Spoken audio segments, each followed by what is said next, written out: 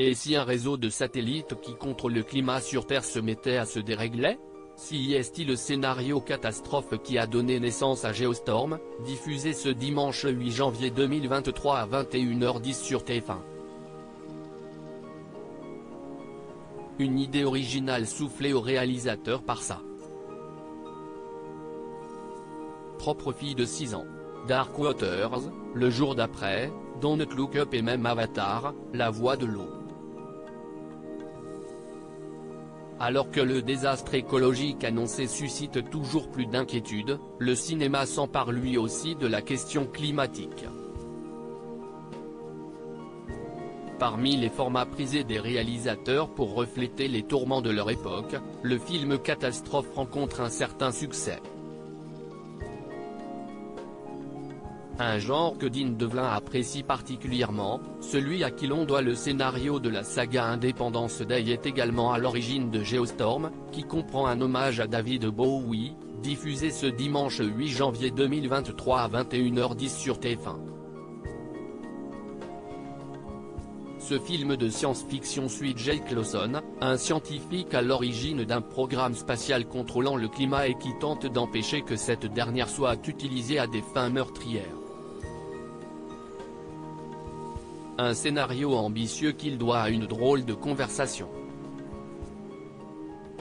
Imagination enfantine. Ce n'est en effet pas en salle d'écriture que le cinéaste a puisé son inspiration mais plutôt en discutant avec quelqu'un d'assez éloigné du 7e art, puisqu'il s'agit de sa fille de 6 ans.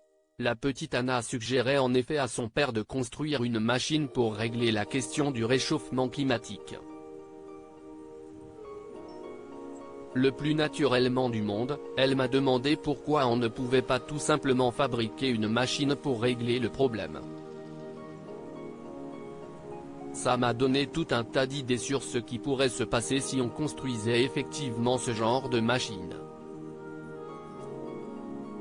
Et si ça tournait au vinaigre? Racontait Dean Devlin.